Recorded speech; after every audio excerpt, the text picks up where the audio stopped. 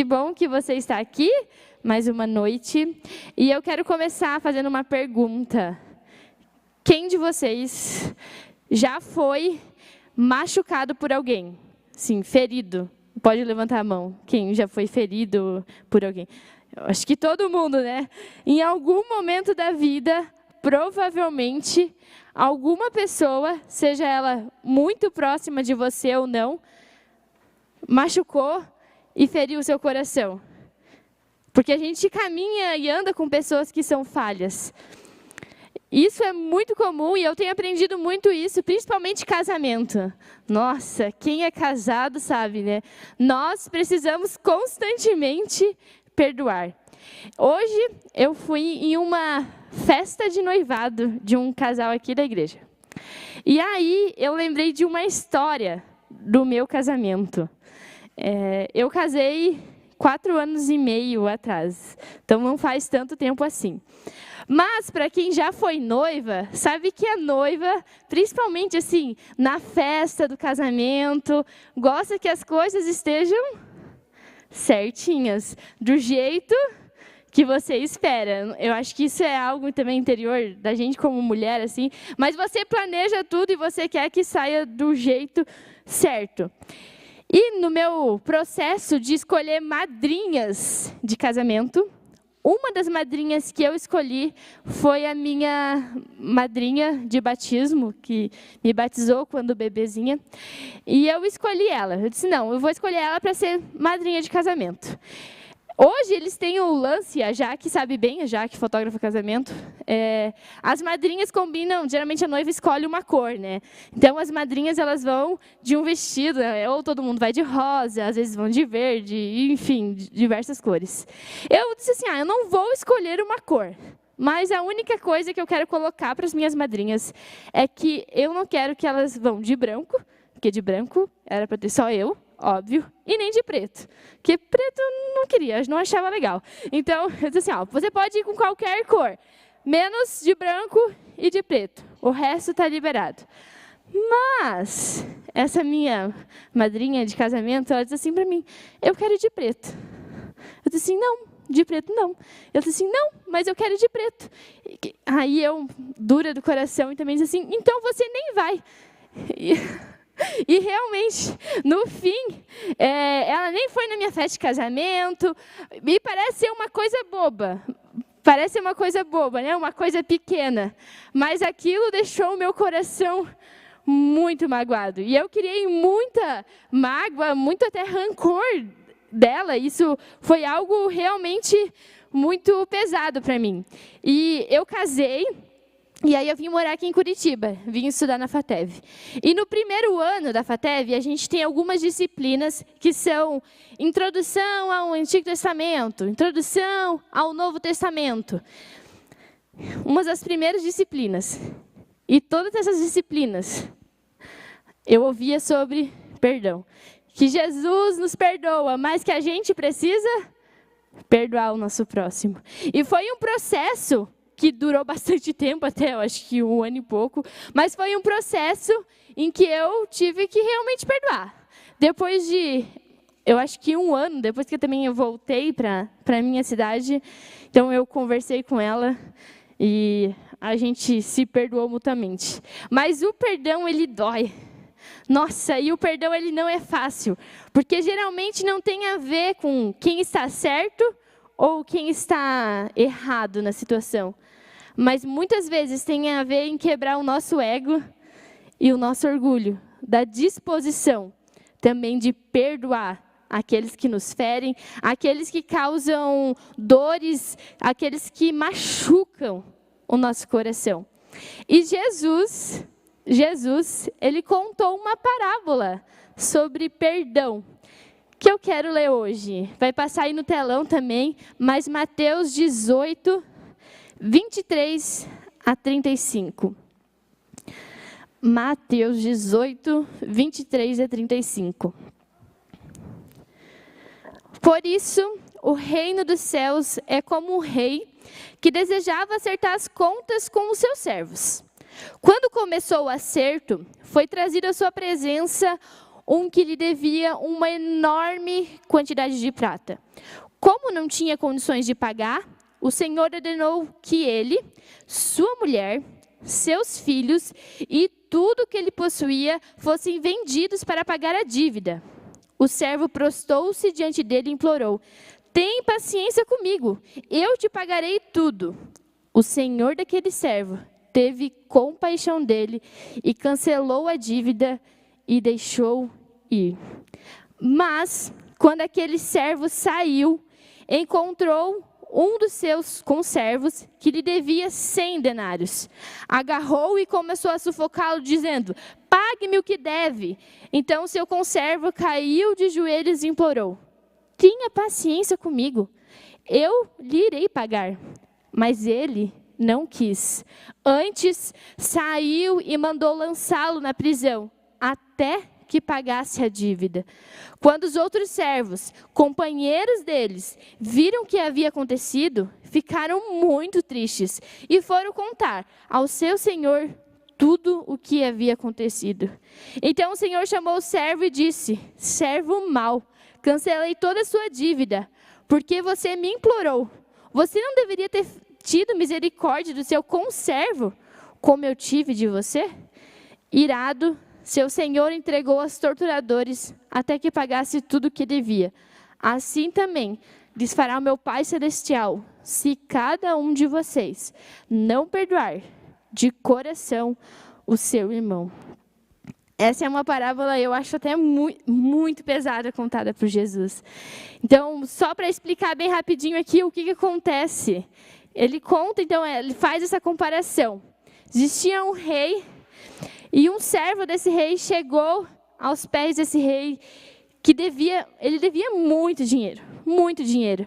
Ele chegou, se prostrou ao pé e disse: pai, me perdoa, Senhor, porque eu te devo muito, muito. Esse rei teve misericórdia dele, perdoou todas as dívidas e ele estava livre.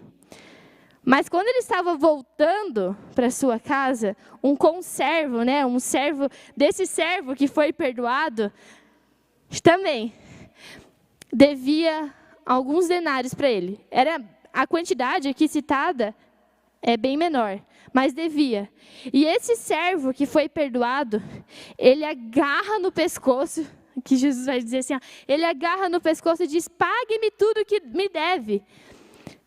Mas esse servo que foi perdoado, ele não perdoou. Muito pelo contrário. Ele simplesmente não perdoou. E aí esse rei fica sabendo disso, não gosta disso, e manda esse servo para uma prisão. Então existem basicamente 2 movimentos dessa parábola. O primeiro é do servo que chega a seu rei e pede perdão. E o segundo movimento é desse servo, então, que volta e tem a escolha de perdoar ou não o seu conservo.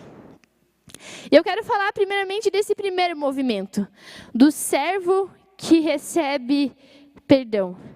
E esse servo, Jesus está fazendo essa comparação, é basicamente eu e você. Nós somos esses servos que diante de Deus temos uma dívida muito grande, porque nós somos muitos falhos, muitos pecadores, e a gente realmente está negativado. Porém, eu quero dar uma comparação aqui. Quando eu era criança, na minha escola, o uniforme era uma camiseta branca. Sim, quem faz uniforme para criança branco? Não sei. Mas era branco igual a camisa do Cauê. Bem branco. A única coisa que tinha, como eu morava na terra da cebola, era uma cebolinha aqui com roxinho, tá, bonitinho, carregando uma mochila. E esse era o meu uniforme da escola. Branco. Você, mãe, imagina, seu filho, uniforme branco, camisa limpinha. Ele vai tomar suco de uva na escola. Nossa, o que acontece? Ele toma aquele suco, aí escorre aquela mancha assim, roxa da uva, bem forte. fica uma beleza. As mães adoram, porque fica muito bom. Mas a minha escola também tinha, a gente chama de barranco, aqui um morro. E esse morro ele era com uma terra vermelha, né? Terra bem vermelha. Eu não sei porquê, mas as crianças adoravam descer de bunda assim e descer aquele barranco, porque isso era muito divertido. E aí a barra da camisa aqui atrás ficava aquele barro amarelo. Nossa, aquilo que era uma camisa branca, ela se tornou uma camisa suja, manchada. E o nosso coração diante de Deus é basicamente como essa camisa branca. Ela é branca, mas ela também é manchada do suco de uva, manchada do nosso pecado, manchada desse barro amarelo. Mas, quando nós chegamos diante de Deus, como esse servo, com a nossa camisa branca, suja, muito suja, e a gente chega diante de Deus com o coração arrependido, como esse servo que Jesus conta na parábola, se prostrado realmente diante de Deus, chegando, Pai, me perdoa. Pai, me perdoa, porque eu sujei a minha camisa. Jesus vai dizer que Deus, Ele é cheio de misericórdia, Ele é cheio de compaixão, e faz com que essa minha camisa e sua, que é suja, se torne novamente branca, limpa. Então, eu não sei como é que está o seu coração hoje, porque talvez realmente ele esteja sujo. Talvez sujo com vícios, sujo com raiva, rancor, talvez sujo com pornografia, sujo de várias coisas. Mas essa parábola nos mostra que Deus, Ele limpa a nossa camisa de todas as coisas. Ele realmente faz uma faxina. Mas assim como a nossa casa, que a gente não pode somente fazer uma limpeza nela uma vez por ano, assim também Deus, Ele quer fazer uma faxina, uma limpeza no nosso coração todos os dias. Então, quando realmente você chega diante de Deus com essa sua camisa, que era branca, Deus, Ele limpa. E Ele limpa por meio de Jesus Cristo. Porque Jesus morreu na cruz justamente para que eu e você pudéssemos, então, ter esse coração limpo, essa camisa limpa. E aí, então, vem o segundo movimento, que é o ato de nós perdoar.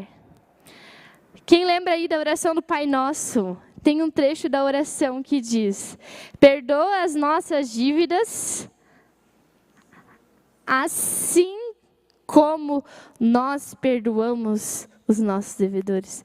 Não é perdoa as nossas dívidas quando nós perdoamos aos nossos devedores, mas é perdoa as nossas dívidas, assim como nós perdoamos aqueles que nos ferem, aqueles que nos machucam. E o servo dessa parábola, o que eu acho muito legal, é que ele encontra o conservo dele, não na ida, mas na volta, depois que ele foi perdoado, depois que as suas dívidas foram realmente pagadas. E é justamente isso que acontece na nossa vida. Quando nós, que agora estamos com a camiseta limpa, por causa daquilo que Jesus está fazendo na nossa vida, então, sim, a gente pode, na volta, perdoar aqueles que nos ferem. Mas, com certeza, esse processo de perdão, ele não é fácil. Você provavelmente sabe disso. O C.S. Lewis, um grande sábio, ele disse assim: todos dizem que perdão é uma ideia maravilhosa, até que elas possuem algo para perdoar. Porque porque realmente é assim. O perdão, ele não é algo fácil. E o perdão também, muitas vezes, não é algo natural meu e de você. Ele realmente precisa ser uma atitude de obediência e de resposta por aquilo que Jesus fez, por aquilo que Deus fez na nossa vida. O Lindolfo Vengertner, que é o pai do Marte, bem conhecido aqui da comunidade, ele disse assim: viemos do encontro com o Pai, então desse encontro maravilhoso, e experimentamos a sua misericórdia infinita. Se nessas condições nos negarmos a perdoar aos que pecaram contra nós, nós quebramos a corrente de perdão que em Jesus foi estabelecida entre Deus e nós, e invalidamos o perdão de Deus, e não podemos mais chamar Deus de Abba Pai. Isso é muito forte. Isso é muito forte. O que Jesus está dizendo nessa parábola é que nada adianta a gente estar aqui hoje clamando por misericórdia, clamando por perdão, se quando eu volto, eu tenho raiva e eu não tenho a escolha de perdoar aqueles que nos machucam. E isso é muito forte, porque realmente a gente não tem escolha. A nossa escolha é de realmente perdoar. Mesmo que esse processo deixe marcas no coração. E talvez você diga assim: ah, Kathleen, você está dizendo isso porque você não sabe o que fulano X fez para mim. Ele não merece perdão. Muitas vezes a gente já ouviu isso, né? Não, mas essa pessoa, o que ela fez foi tão horrível que não merece perdão. E eu quero te responder com uma pergunta. E será que você merecia realmente o perdão de Deus? Eu aposto que não. Porque perdão não tem a ver com merecimento, mas tem a ver com misericórdia e compaixão. Por isso que perdão, ele não é um sentimento que vai fluir natural. Nossa, estou com vontade de perdoar. Mas vai ser uma atitude de fé e de obediência daquele que limpou a nossa camisa branca. Então, o perdão, ele não vai fluir de maneira espontânea, mas ele precisa ser gerado no nosso coração. E eu quero te perguntar com sinceridade, o quanto que você realmente tem perdoado as pessoas que estão te machucando, ou as pessoas que já te machucaram e talvez tenham uma ferida aberta no teu coração? Isso precisa de uma atitude de fé e de obediência por aquilo que Jesus fez. Porque essas feridas, elas podem ser cicatrizadas com o perdão. E se você realmente tem essa ferida aberta, o processo de perdão, ele não é fácil. Ele não é fácil de jeito nenhum. Mas Deus, ele nos deu uma promessa, que quando Jesus subisse ao céu, ele mandaria alguém para estar conosco. E esse alguém é o Espírito Santo. Porque o Espírito Santo é aquele que nos capacita, aquele que é consolador. E também é aquele que nos capacita para perdoar aqueles que nos machucam. Então, por isso, nós precisamos levar também essas feridas do coração, os machucados que outras pessoas causaram na gente, aos pés do Senhor e dizer: Senhor, me ajude a perdoar. Porque sozinho eu não consigo. Mas com o Espírito Santo, Ele faz. Ele nos forja. E tem uma música que geralmente o pessoal da manhã canta. Eu quero ser, Senhor amado, como um vaso nas mãos do oleiro. Quebra a minha vida e faz de novo. Essa letra também é com referência bíblica. E o processo de perdão eu vejo mais ou menos assim. Porque como eu disse no começo, Deus, ele realmente quebra o nosso ego e o nosso orgulho, para que também a gente possa perdoar as outras pessoas. E como um vaso nas mãos do oleiro, então, quebra a minha vida. E às vezes eu acho que no perdão, Deus realmente nos quebra. Ele quebra, e às vezes eu acho que ele ainda dá uma pisadinha em cima para ver se está quebrado o suficiente. Ele quebra, porque dói.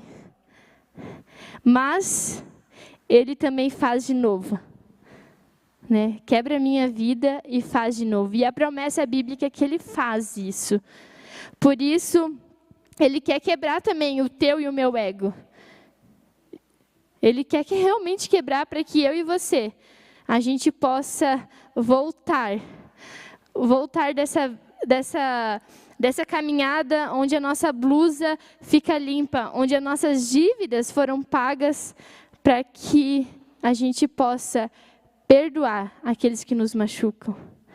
Ser cristão significa perdoar o indesculpável, porque Deus perdoou o indesculpável em mim e em você.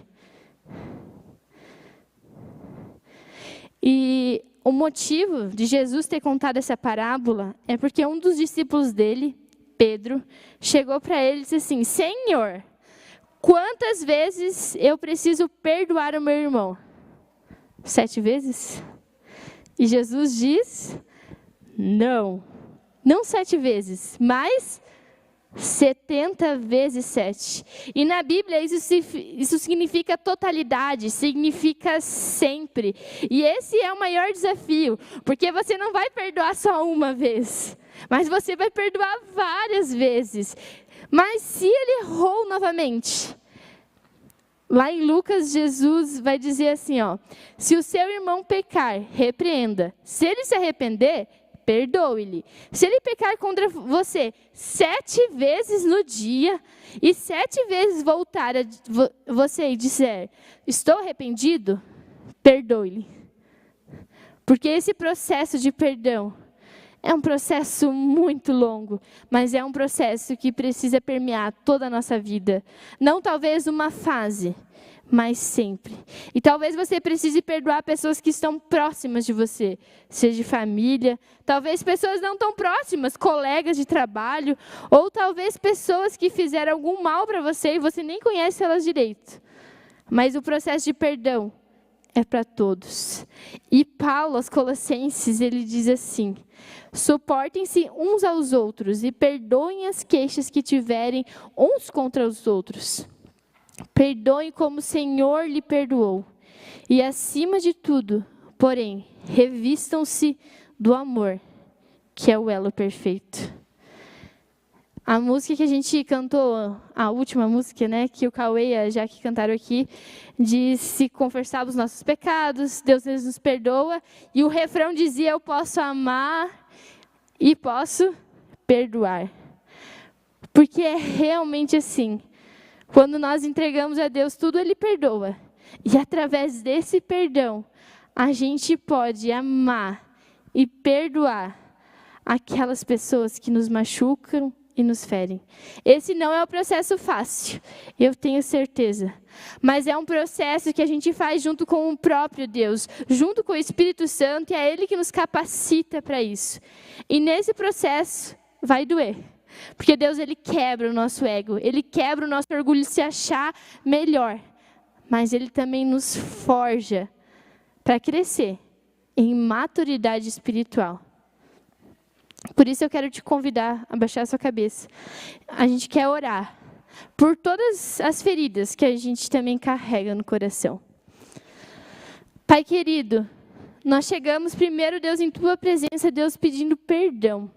Perdão, Pai, por todos os nossos erros, Deus, perdoa-nos, Deus, por tantas vezes que nós machucamos, Deus, outras pessoas, onde nós causamos, Deus, feridas no coração, Deus, de outras pessoas, e nós clamamos por misericórdia, Deus, mas nós queremos que essa misericórdia, ela não acabe somente em nós, Pai, mas que essa misericórdia, ela possa, Deus, multiplicar na nossa vida, ela possa transbordar, Deus, para que a gente possa levar para as outras pessoas.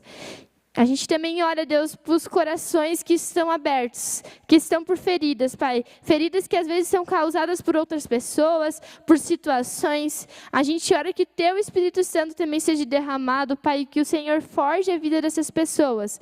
E que realmente, Deus, a gente possa perdoar aquelas pessoas que nos machucam, as pessoas que nos ferem, Deus. Por isso, nos ajuda, nos capacite nesse processo que não é fácil. Mas é um processo, Deus, que a gente precisa tomar. Porque de nada adianta a gente ser perdoado se a gente não está perdoando aqueles que nos machucam. Por isso, Pai, nos ajude, porque nós queremos estar mais parecido contigo, Jesus, e ser como Tu, Pai. Em nome de Jesus, amém.